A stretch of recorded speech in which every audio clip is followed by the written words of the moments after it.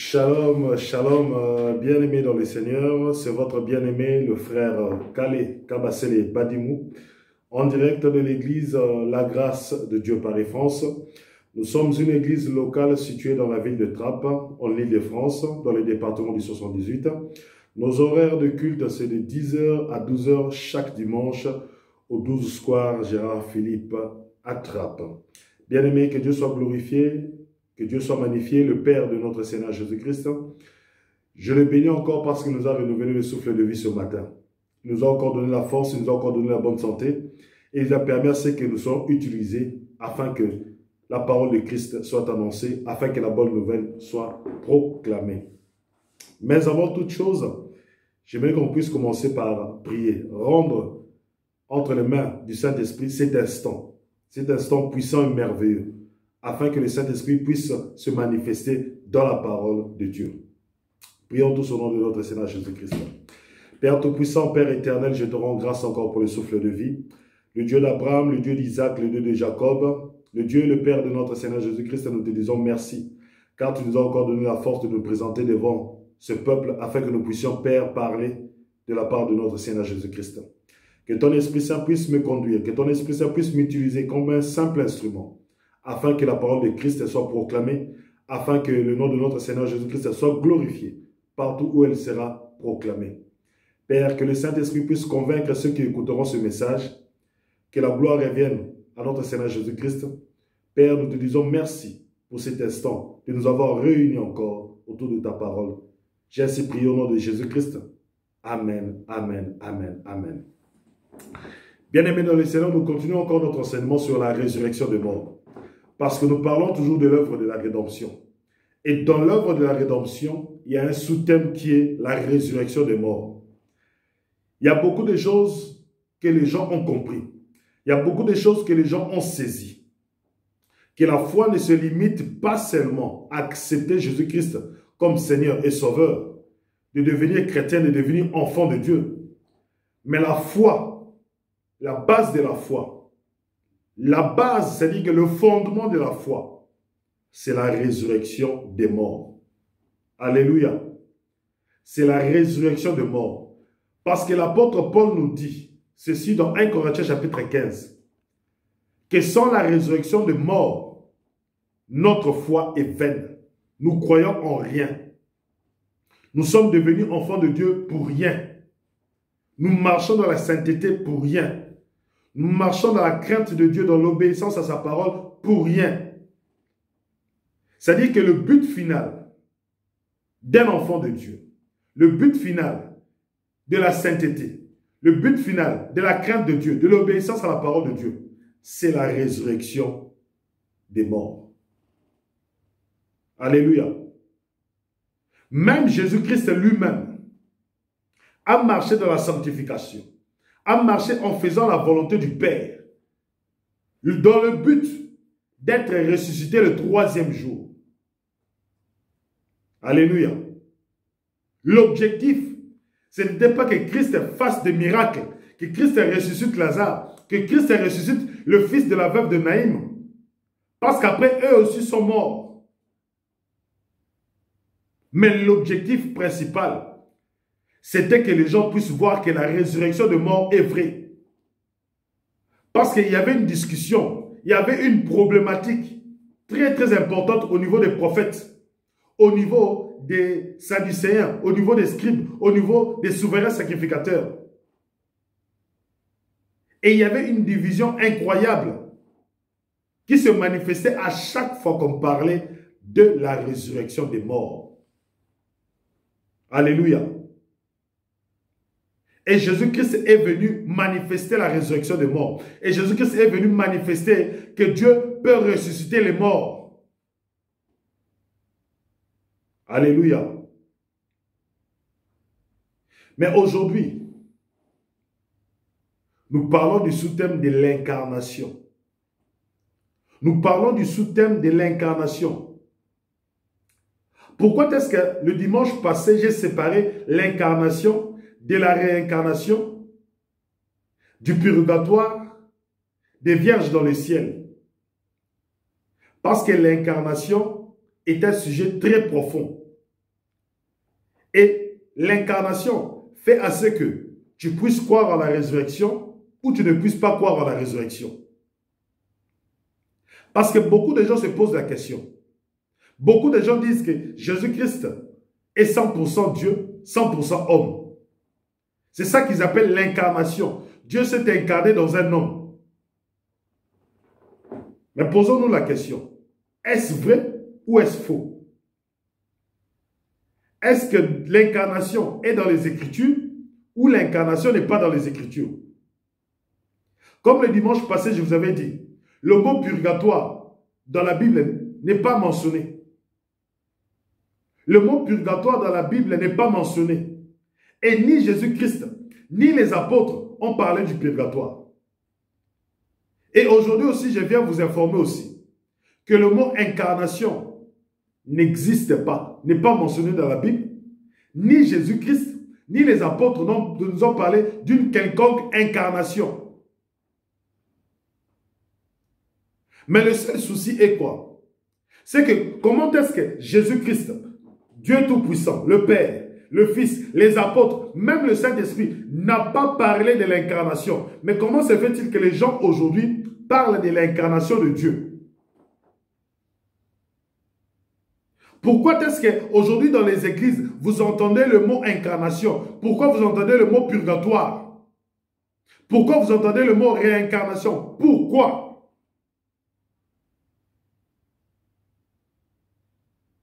Parce que les gens n'ont pas saisi la résurrection des morts. Et c'est là que le diable en profite pour faire entrer des doctrines des démons, pour faire entrer des doctrines qui ne sont pas des doctrines que Christ a prêchées. Parce que parmi les doctrines fondamentales, c'est que les gens doivent connaître Hébreux chapitre 6. Hébreux chapitre 6. À partir du verset 1er. Nous allons lire le pourquoi. C'est pourquoi, laissant les éléments de la parole de Christ, tendant à ce qui est parfait, sans poser de nouveau le fondement du renoncement aux œuvres mortes, de la foi en Dieu, de la doctrine des baptêmes, de l'imposition des mains, de la résurrection des morts. Donc, ce que je suis en train de faire, c'est de poser le véritable fondement sur la résurrection des morts.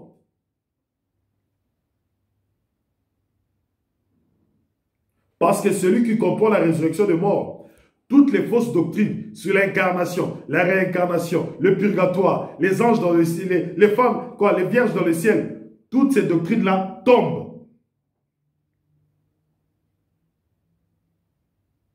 Maintenant, revenons à notre sujet d'aujourd'hui. Est-ce que Christ, est-ce que Jésus de Nazareth, est-il 100% Dieu, 100% homme? Ou est-il soit Dieu, soit homme? Cela a amené la confusion dans la tête de beaucoup de croyants. Cela a amené la confusion dans la tête de beaucoup de païens. Parce que les païens ne peuvent pas croire. Ils n'arrivent pas à croire. Pourquoi? Parce que d'autres personnes disent que Jésus-Christ est 100% homme et 100% Dieu. D'autres personnes disent que Jésus-Christ est tout simplement un homme. Alléluia, alléluia. Bien-aimés dans le Seigneur, je reçois le premier invité de l'église de la grâce de Dieu Paris-France. Je vous présente mon père. Attendez, il va prendre place. Lui aussi est venu écouter la parole de Dieu. Alléluia. Bien-aimés dans le Seigneur, la résurrection des morts est très importante. L'apôtre Paul te dit, dans 1 Corinthiens chapitre 15, à quoi sert-il à un homme de croire en quelque chose si à la fin c'est pour mourir? Il a dit, il est mieux que nous puissions manger, boire, puisqu'à la fin nous allons mourir. Sans la résurrection de mort, bien aimé, notre foi ne sert à rien. Sans la résurrection de mort, notre foi ne sert à rien. Ça ne nous sert à rien. Mais pour que tu puisses croire en la résurrection de mort, tu dois d'abord croire en celui qui a ramené la résurrection. Jean chapitre 11. Jean chapitre 11.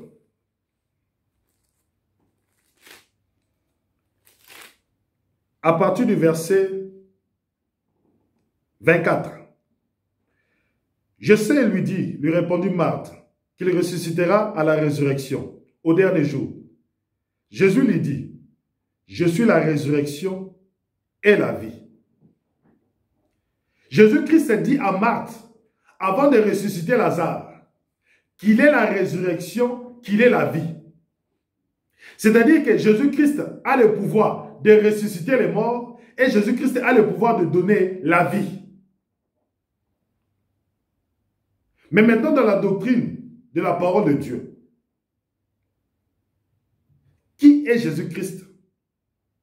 Est-il Dieu ou est-il un homme? Bien-aimés, les gens confondent cela pourquoi? Parce qu'ils confondent deux natures. Ils confondent la nature humaine et ils confondent la nature divine. Les gens disent que Dieu s'est incarné et il est devenu le Fils et il est devenu Jésus de Nazareth. Mais bien aimé, laissez-moi vous dire que c'est faux. Dieu n'est pas devenu Jésus-Christ. Dieu n'est pas devenu un homme. Un homme est un homme. Un homme est composé de trois choses. Le corps, l'âme et l'esprit. Pour déterminer que celui-là est un être humain, la chose qui détermine que celui-là est un être humain, c'est d'abord le corps, ce corps-ci, le corps physique, le corps charnel. Je répète, pour déterminer que cet être vivant est un homme, on le voit par le corps. Les animaux ont leur corps. Vous avez le chien, vous avez le chat, vous avez le serpent, vous avez le lion, vous avez le taureau. Ce sont des êtres vivants, mais ce sont des animaux. Nous aussi, nous sommes des êtres vivants, mais nous sommes des humains. 1 Corinthiens chapitre 15. L'apôtre Paul fait la différence. Il dit ceci. 1 Corinthiens chapitre 15 à partir du verset 39. Toute chair n'est pas la même chair, mais autre est la chair des hommes, autre est celle des quadrupèdes, autre est celle des oiseaux, autre est celle des poissons. Il y a aussi des corps célestes et des corps terrestres. Mais autre est l'éclat des corps célestes, autre est celui des corps terrestres. Il y a des corps qui sont terrestres et il y a des corps qui sont célestes. Maintenant, la question que nous devons nous poser, est-ce que Jésus-Christ a-t-il un corps terrestre ou Jésus-Christ a-t-il un corps céleste? Bien-aimé, Jésus-Christ est un homme. Jésus-Christ est venu en chair. Jésus-Christ est venu en chair. C'est-à-dire que Jésus-Christ a porté ce corps. Jésus-Christ s'est manifesté avec un corps physique, avec un corps qui a le sang et la chair. Mais Dieu n'a pas de chair. Dieu n'a pas de sang. Dieu n'a pas de corps. Alléluia.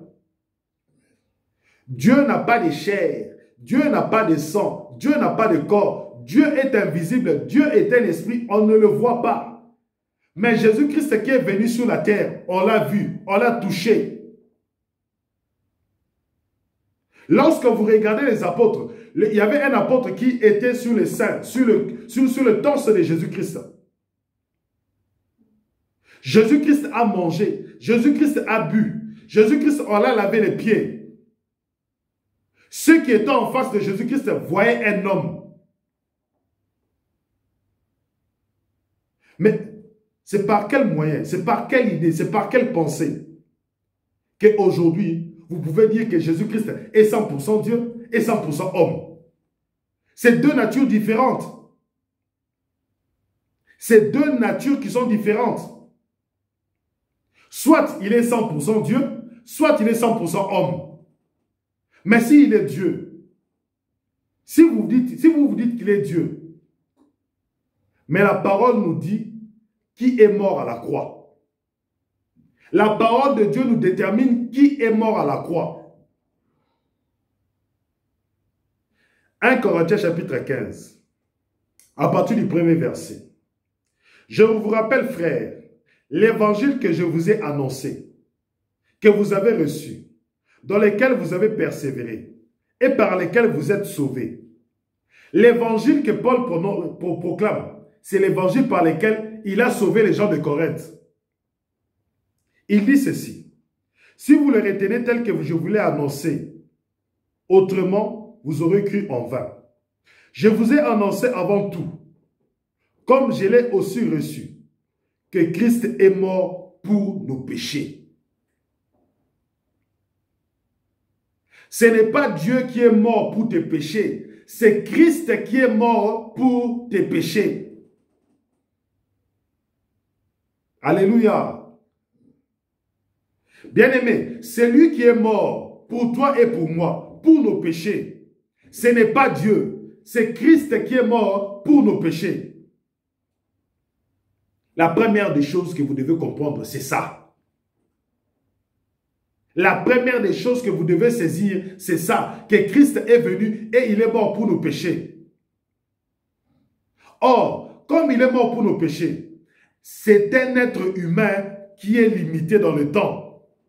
C'est un être humain qui vit. C'est-à-dire qu'il a une naissance et il a une mort. Il est né dans un temps et il est mort dans un temps bien donné. Et nous savons que Jésus-Christ est mort à l'âge de 33 ans et demi. Mais dites-moi, est-ce que Dieu meurt? Est-ce que Dieu meurt-il? Bien-aimé, Dieu ne meurt pas. Dieu est éternel. Dieu est éternel. L'incarnation que vous dites incarnation, la parole s'est faite chair et habitée parmi nous. L'apôtre Jean vous répond aussi. L'épître de Jean, au premier épître de Jean, au chapitre 4. 1 Jean chapitre 4. À partir du premier verset. Nous allons savoir qui est venu. La parole faite chair, nous allons connaître qui est-il. Parce que dans Jean chapitre 1, au verset 14, la parole dit, la parole s'est faite chair et elle habitait parmi nous. La parole s'est faite chair. Mais lorsque la parole s'est faite chair, automatiquement, même la Bible, même le verset vous dit que cette parole est devenue chair, c'est-à-dire que cette parole est devenue un homme. Mais pourquoi vous voulez ajouter? Pourquoi vous ajoutez qu'il est 100% Dieu? Pourquoi ajoutez-vous qu'il est 100% Dieu? La Bible se limite à dire la parole faite chair, la parole est devenue un homme. La Bible ne dit pas la parole s'est faite chair est devenue 100% Dieu, 100% homme. Non, la parole ne dit pas ça. La parole se limite, la parole est faite chair. 1 Jean chapitre 4 au premier verset. Je lis au nom de notre Seigneur Jésus-Christ. Bien-aimés, n'ajoutez pas foi à tout esprit. N'ajoutez pas foi à tout esprit. Lorsque vous entendez quelqu'un vous dire que Jésus-Christ est 100% Dieu et 100% homme, pose-lui la question, qui est mort à la croix? Est-ce Dieu ou est-ce Christ? Et qui a ressuscité Jésus d'entre les morts? Parce que vous mettez foi à tout esprit. Une pensée vous vient comme ça et vous dites que c'est vrai. Non, bien-aimé. C'est ça mettre fou. De pas mettre, il faut analyser tout. Ne vous limitez pas seulement dans Jean chapitre 1 au verset 14. Non, lisez toute la Bible, lisez tous les épîtres afin que vous puissiez comprendre l'importance et la profondeur de ce verset.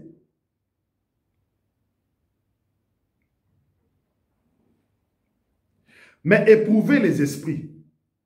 Comment est-ce que tu peux éprouver un esprit? Comment est-ce que tu peux éprouver une pensée qui te vient à l'idée lorsque tu lis la parole? Comment est-ce que tu peux l'éprouver? C'est à la face des Écritures. Tu ne peux pas faire une doctrine avec un seul verset. Il faut que d'autres versets puissent t'appuyer. Il faut que d'autres versets puissent se manifester afin de te dire que ce que tu lis, ce que tu as pensé, c'est une pensée qui vient de Dieu.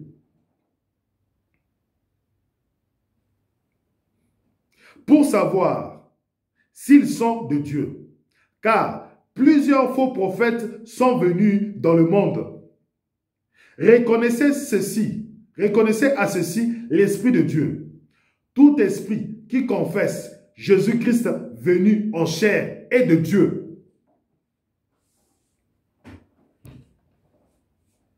Bien-aimé, tout esprit qui confesse, c'est-à-dire que toi qui te dis que tu as le Saint-Esprit, tu ne peux pas confesser autre chose. Tu dois confesser que Jésus-Christ est venu en chair. Tu ne peux pas confesser que Dieu est venu en chair. Tu dois confesser que Jésus-Christ est venu en chair.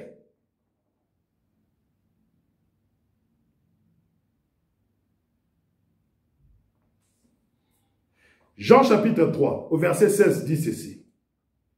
C'est un verset qui est connu. Partout dans le monde, même un païen connaît ce verset. Même un païen, là où il est, un jour, il a entendu parler de ce verset. Jean chapitre 3, au verset 16, dit ceci. Jean chapitre 3, au verset 16, dit ceci. Il dit ceci. Car Dieu a tant aimé le monde qu'il a donné son Fils unique, afin que quiconque croit en lui ne périsse point, mais qu'il ait la vie éternelle.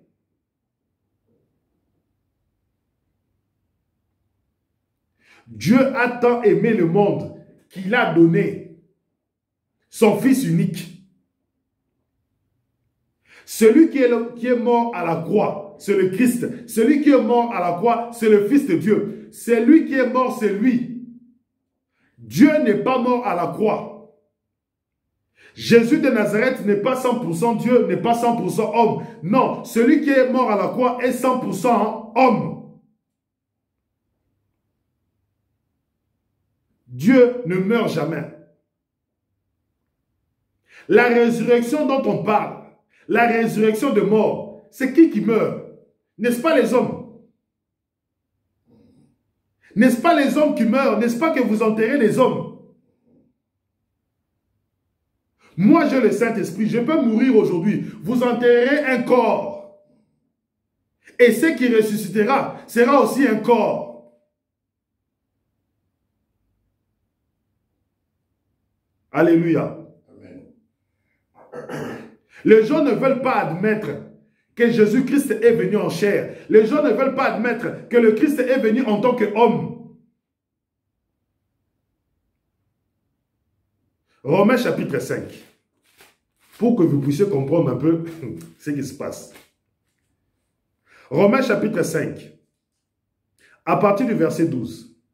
C'est pourquoi, comme par un seul homme le péché est entré dans le monde. Bien aimé, si le péché est entré dans le monde, c'est par un homme. Lorsque Dieu a créé Adam, il a créé Adam de la poussière. Et Adam avait obéi à Dieu, il marchait dans la sainteté. Mais Adam a été tenté et il est tombé. Adam a péché. Et lorsque Adam a péché, il a fallu maintenant que la vie vienne par un autre homme. La vie vienne par un autre Adam. Celui qu'on appelle le second Adam, le véritable. Maintenant, là c'est au verset 12. Maintenant, écoutez à partir du verset 15. Romains chapitre 5 à partir du verset 15. Mais il n'en est pas du don gratuit comme de l'offense. Car si par l'offense d'un seul, il en est beaucoup qui sont morts, à plus forte raison, la grâce de Dieu et le don de la grâce venant d'un seul homme, Jésus-Christ. Venant d'un seul homme, Jésus-Christ. La Bible ne parle pas de 100% Dieu, de 100% homme. Bien aimé, le don gratuit, le don de la résurrection, le don de la vie éternelle vient par un homme. Et cet homme-là, c'est Jésus-Christ. Jésus-Christ n'est pas 100% Dieu. Jésus-Christ n'est pas 100% homme. Jésus-Christ est un homme. Tout simplement.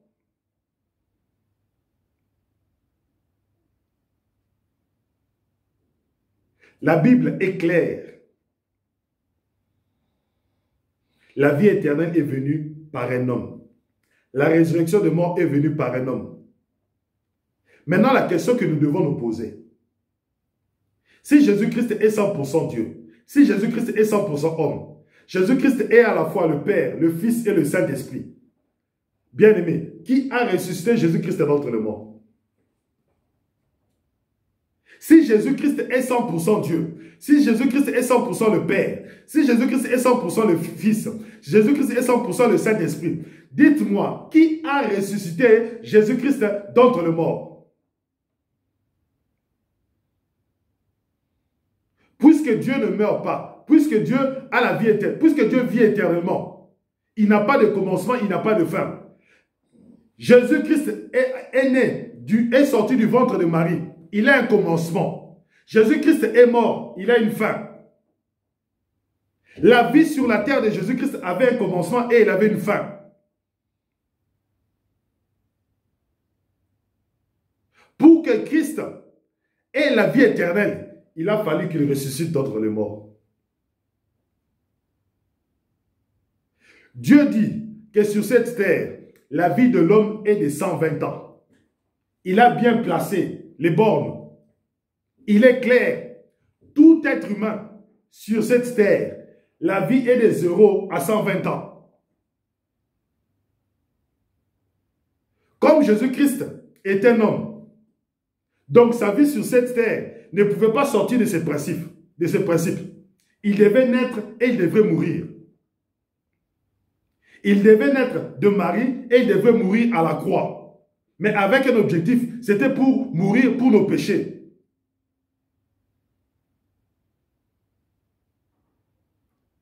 Mais quand est-ce que Jésus-Christ est-il devenu éternel? Quand est-ce que Jésus-Christ est-il devenu éternel? Puisque son corps sur terre était mort et il a été ressuscité. Mais quand est-ce qu'il est devenu éternel? C'est lorsque Dieu l'a ressuscité d'entre les morts. C'est lorsque Dieu l'a ressuscité d'entre les morts. C'est là qu'il est éternel.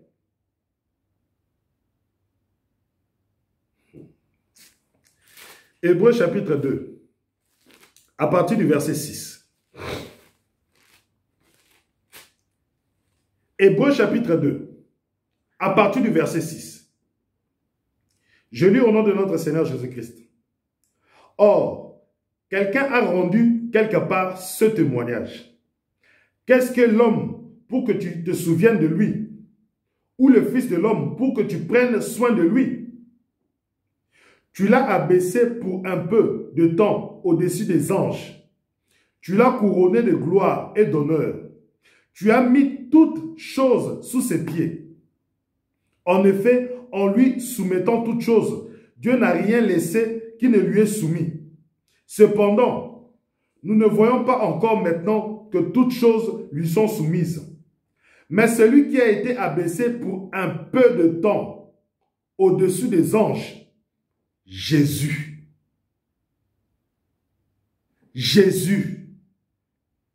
L'homme dont on parle ici, c'est Jésus qui a été abaissé au-dessus des anges pour un peu de temps. C'est-à-dire que durant 33 ans et demi sur la terre, on vous rappelle toujours que Jésus-Christ sur cette terre était un homme. Il a mangé, il a bu. Il dépendait aussi de Dieu. Jésus-Christ priait comme toi et moi. Jésus-Christ mangeait comme toi et moi. Jésus-Christ avait des temps où il partait se réfugier quelque part pour prier. Bien-aimé, d'où vient ce mot incarnation? Oh, Dieu s'est incarné dans un homme. Bien-aimé, je veux vous dire quelque chose. Le mot incarnation vient des rites, des cultes païens. Ça ne provient pas de l'Esprit de Dieu, ça vient des païens. C'est pour cela que vous voyez, dans d'autres religions, on vous dit que Marie est la mère de Dieu. Posez-vous la question, comment est-ce que Marie, un être humain, peut être la mère de Dieu? Et les gens croient ça, et les gens disent ça facilement, que Marie est la mère de Dieu.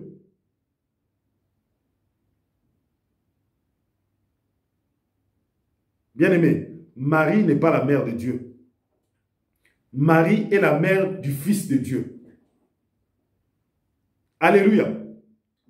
Marie est la mère du Fils de Dieu. L'ange Gabriel, lorsqu'il est venu, il a parlé à Marie et a donné à Marie toutes les instructions nécessaires. Il a donné le nom. Il a donné le nom de celui qui viendra. Il a donné la qualité de l'enfant qui naîtra.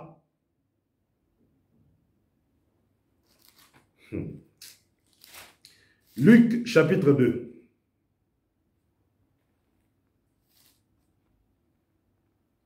Luc chapitre 2. Attendez, je vais voir. Luc chapitre 2.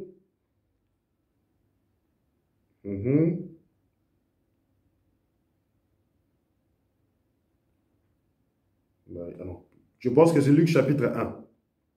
Luc chapitre 1. À partir du verset 31, voilà.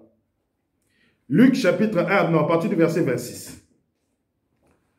Au 6e mois, Luc chapitre 1, à partir du verset 26. Au 6e mois, l'ange Gabriel fut envoyé par Dieu dans une ville de Galilée appelée Nazareth, auprès d'une vierge fiancée à un homme de la maison de David, nommé Joseph. Le nom de la vierge était Marie. L'ange entra chez elle et dit: je te salue Marie, toi à qui une grâce a été faite. Le Seigneur est avec toi.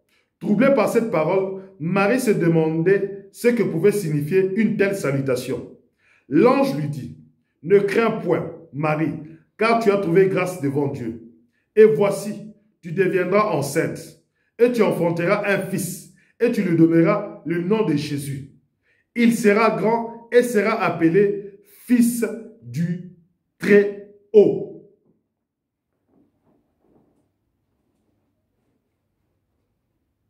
Et il sera appelé Fils du Très-Haut.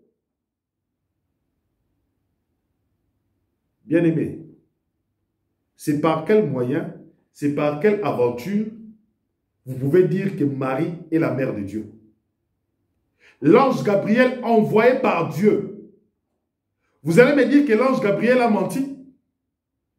Vous qui dites que Marie est la mère de Dieu, vous qui dites que Dieu, Jésus-Christ est 100% Dieu et 100% homme. Donc, c'est que l'ange Gabriel s'est trompé.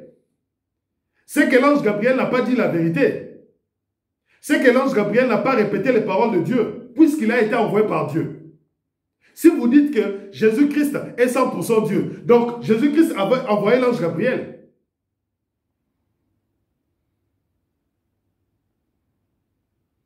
Voilà d'où vient toute la confusion. Les gens ne lisent pas la Bible. Les gens ne sont là qu'à raconter, mais ils ne lisent pas la Bible.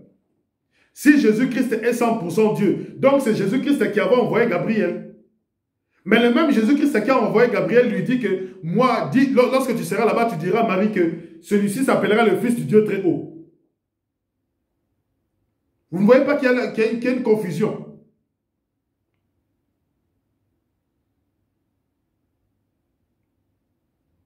Vous voyez les gens dire l'incarnation. Dieu s'est incarné en un homme. Dieu s'est incarné en un homme. Non, bien aimé, Dieu ne s'est pas incarné en un homme. Dieu a envoyé son Fils. Dieu a tant aimé le monde qu'il a donné. Ce que les gens refusent, c'est que Dieu a ressuscité Jésus-Christ d'entre les morts. Les gens refusent d'accepter que Dieu a ressuscité Jésus-Christ d'entre les morts.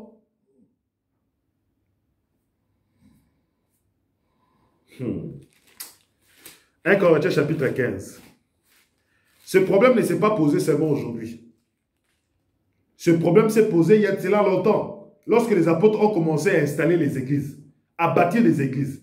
Et le problème s'est posé avec certains qui croyaient qu'il n'y avait pas la résurrection des morts. Écoutez maintenant l'apôtre Paul dans 1 Corinthiens chapitre 15, au verset 12. Or, si l'on prêche que Christ est ressuscité des morts, comment quelques-uns parmi vous disent-ils qu'il n'y a pas de résurrection de morts? S'il n'y a point de résurrection de morts, Christ n'est pas ressuscité non plus. Notre prédication est donc vaine, et votre foi est aussi vaine. Il se trouve même que nous sommes de faux témoins à l'égard de Dieu, puisque nous avons témoigné contre Dieu qu'il a ressuscité Christ. Comme l'autre fois, j'ai vu un pasteur au Nigeria. Vous qui croyez, vous qui suivez les pasteurs nigériens, il y a un pasteur au Nigeria qui a déclaré dans l'église, dans une église populaire, dans une grande église, il a dit que Dieu n'a pas ressuscité Jésus-Christ d'entre les morts.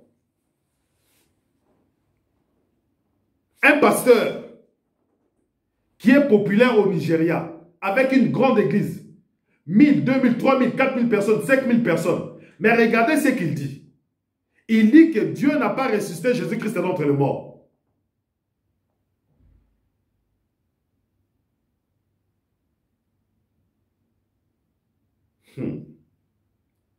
Bien-aimé, Jésus-Christ, lorsqu'il a ressuscité d'entre les morts, il y avait des témoins. Il y avait les apôtres. Il dit ceci, l'apôtre Paul. Il dit, là c'est au verset 6, toujours 1 Corinthiens chapitre 15.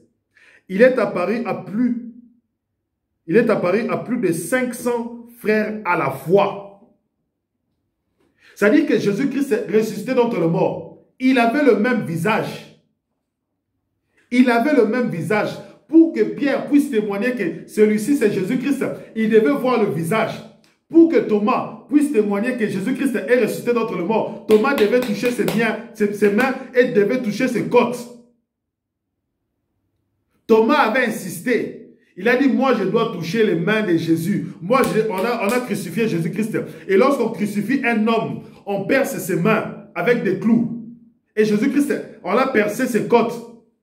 Donc moi je dois toucher ses mains, moi je dois toucher ses côtes.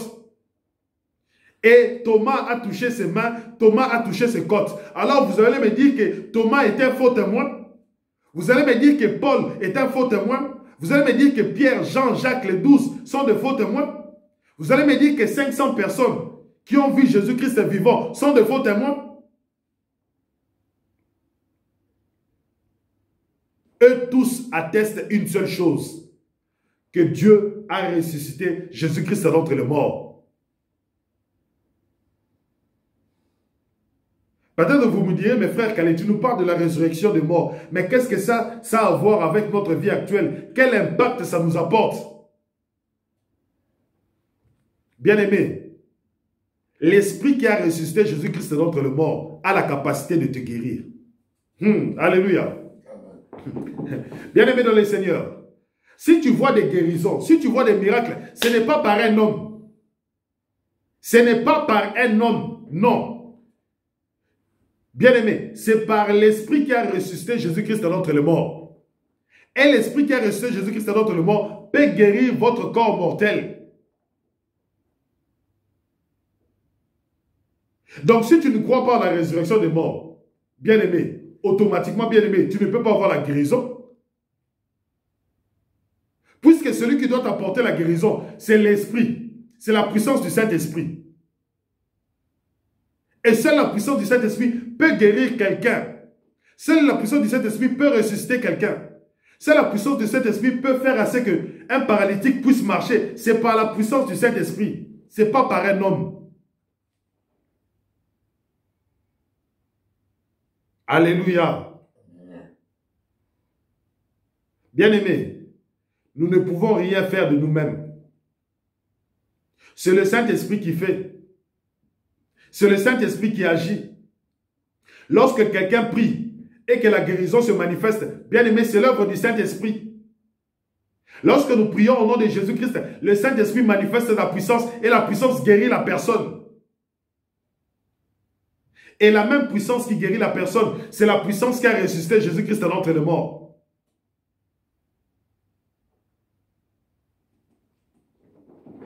Jésus-Christ n'est pas 100% Dieu, n'est pas 100% Dieu et 100% homme. Non, Jésus-Christ est un homme. Jésus-Christ est un homme. Bien aimé, Actes des Apôtres chapitre 2. Il y a tellement de versets qui viennent. Actes des Apôtres chapitre 2. Il y a tellement de versets qui viennent. À partir du verset 33. Non, à partir du verset 29.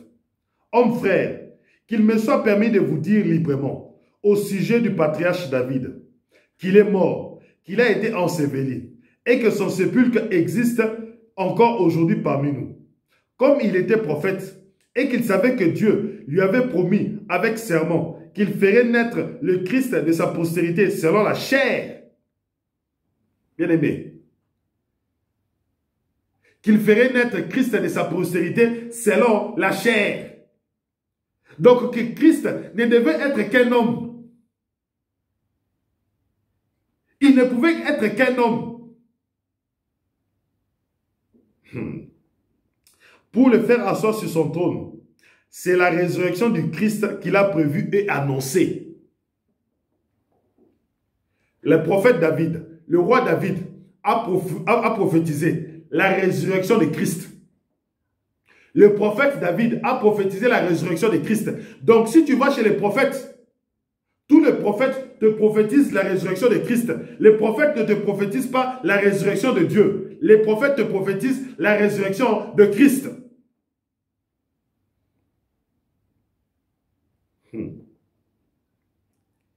En disant qu'il ne serait pas abandonné dans le séjour de mort et que sa chair ne verrait pas la corruption. Son corps ne devrait pas voir la corruption.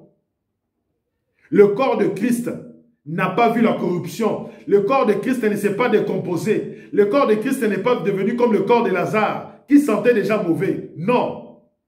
C'est pour cela que vous voyez Marie, Marthe sont partis embaumer Jésus-Christ.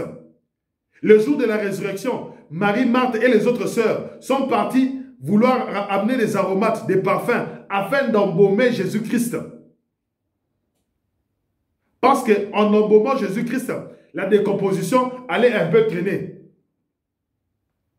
C'est pour cela, bien aimé, dans les morgues, lorsque quelqu'un meurt, on les embaume d'abord. Pour que la décomposition ne soit pas rapide, pour que la décomposition soit lente.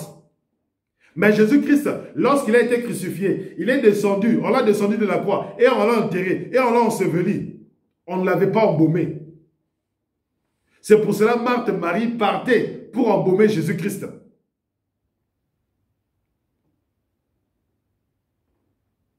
La chair dont on parle dans Jean chapitre 1 au verset 14, c'est ça. La parole s'est faite chair. La parole s'est faite chair. Et lorsque la parole s'est faite chair, elle a été limitée dans le temps. Parce que la parole de Dieu est éternelle. La parole de Dieu est éternelle. La parole de Dieu est éternelle. Partout où vous irez, vous lirez la Bible. On vous dira toujours que la parole de Dieu est éternelle. Je continue. Élevé par la droite de Dieu, il a reçu du Père le Saint-Esprit qui avait promis. Et il a répondu comme vous le voyez et entendez. Car David n'est point monté au ciel, mais il dit de lui, le Seigneur a dit à mon Seigneur, assieds-toi sur ma droite, à ma droite, jusqu'à ce que je fasse de tes ennemis ton marchepied. Maintenant, écoutez bien ce que l'apôtre Pierre dit par la puissance du Saint-Esprit. Que toute la maison d'Israël sache donc avec certitude que Dieu a fait Seigneur et Christ, c'est Jésus que vous avez crucifié. Dieu a fait de Jésus Seigneur et Christ, celui qui a été crucifié. Donc, en conclusion, Dieu a ressuscité Jésus-Christ d'entre les morts. Jésus de Nazareth que vous voyez, lorsqu'il est venu sur la terre, il était en un homme. Il n'était pas 100% Dieu, il n'était pas 100% homme. Non, il était 100% homme, de chair et de sang. Et il est le Christ et il est le Fils de Dieu. Donc tout ce qui est de l'incarnation, vous prenez ça, vous jetez. Vous prenez, vous jetez. Ça ne sert à rien l'incarnation.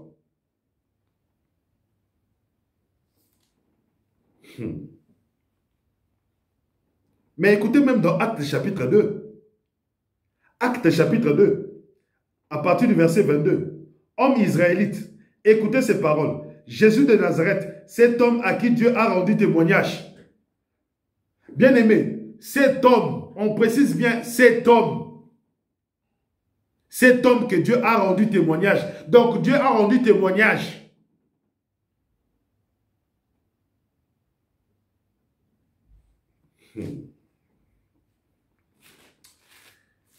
Nous allons clôturer par ce verset. Romains chapitre 10. Bien-aimé, il est très important qu'on puisse saisir cela. Parce que Jésus-Christ est venu en chair et en sang. C'est-à-dire qu'il avait le sang en lui. Sans le sang, nos péchés ne pouvaient pas être purifiés. Sans le sang de Jésus-Christ, nos péchés ne pouvaient pas être pardonnés. C'est par l'effusion de sang qu'on obtient le pardon. Et Romains chapitre 10 nous dit ceci à partir du verset 9. Si tu confesses de ta bouche le Seigneur Jésus, et si tu crois dans ton cœur que Dieu l'a ressuscité des morts, tu seras sauvé. Car c'est en croyant du cœur qu'on parvient à la justice, et c'est en confessant de la bouche qu'on parvient au salut. Bien-aimé, tu ne peux pas parvenir au salut sans croire que Dieu a ressuscité Jésus-Christ d'entre les morts. La parole est claire. Car c'est en croyant du cœur qu'on parvient au salut. Celui qui croit, et non, c'est en croyant du cœur qu'on parvient à la justice. Celui qui croit que Jésus-Christ est Seigneur a obtenu la justice qui vient de Dieu, a obtenu la sanctification, a obtenu la rédemption. Maintenant, et c'est en confessant de la bouche qu'on parvient au salut. Et qu'est-ce qu'on confesse de sa bouche? Que Dieu a ressuscité Jésus-Christ d'entre les morts. Bien-aimés, vous avez maintenant compris et saisi. Et aujourd'hui, vous ne serez plus troublés. Lorsque quelqu'un vous parlera, lorsque quelqu'un vous dira, non, Jésus-Christ était 100% Dieu, était 100% homme. Tu lui diras non. Tu lui diras, Jésus-Christ était un homme. Et c'est Dieu qui l'a ressuscité d'entre les morts. Tu as maintenant des versets. Tu as maintenant la parole de Dieu. Tu sais présenter des arguments. Tu sais présenter des versets. Parce que lorsque tu présentes ces versets, ces gens-là ne pourront pas tenir devant la parole de Dieu. Parce que, bien aimé, nous n'avons pas d'armes contre la vérité. Mais nous avons que des armes pour la vérité. Bien aimé, si l'esprit de celui qui a ressuscité Jésus-Christ d'entre les morts habite en vous, il ressuscitera aussi ce corps mortel. Nous allons prier pour clôturer cette prière et cet enseignement. Père Tout-Puissant, Père éternel, le Dieu d'Abraham, le Dieu d'Isaac, le Dieu de Jacob, le seul, l'unique et le véritable Dieu qui a ressuscité Jésus-Christ d'entre les morts. Oui, il n'y a pas un autre Dieu qui a ressuscité Jésus-Christ. Il n'y a que toi, le Dieu d'Abraham, le Dieu d'Isaac, le Dieu de Jacob. Béni soit ta grâce, béni soit ta faveur, et béni soit encore ta miséricorde, parce que tu nous as démontré ta miséricorde en ressuscitant Jésus-Christ d'entre les morts. Et nous croyons, et nous attestons, et nous confessons que Jésus-Christ a été ressuscité par toi, le Dieu Tout-Puissant. Et nous croyons que Jésus-Christ est mort, ressuscité d'entre les morts, vit éternellement et il ne meurt plus jamais. Oui, Jésus-Christ est vivant. Il a été ressuscité. Père Tout-Puissant, nous te bénissons pour cette parole. Que ton Esprit Saint puisse convaincre le cœur et que ton Esprit Saint puisse nous conduire dans la vérité. Car quand tu nous conduiras dans la vérité, Saint-Esprit, c'est là que nous obtiendrons le salut. Je recommande encore ce peuple qui regardera cette vidéo entre tes mains. Conduis-le, garde-le, protège-le. Au nom de notre Seigneur Jésus-Christ, notre Seigneur Sauveur, j'ai ainsi prié. Amen, amen, amen. Bien-aimé dans le Seigneur, c'est l'église, c'est votre bien-aimé, le frère Kale Kabassele Badimou, en direct de l'église La Grâce de Dieu Paris-France. Et je bénis encore la présence de mon Père parce qu'il a participé à ce moment de la parole de Dieu. Papa, sois béni. Vraiment, je vous dis à dimanche prochain, toujours dans l'enseignement de la rédemption, de l'œuvre de la rédemption. Et le dimanche prochain, nous continuerons toujours. Et nous sommes dans les 12 squares Gérard Philippe. 12 squares Gérard Philippe à Trappes. Donc notre culte, c'est de 10h à 12h chaque dimanche. Soyez bénis au nom de notre Seigneur Jésus-Christ.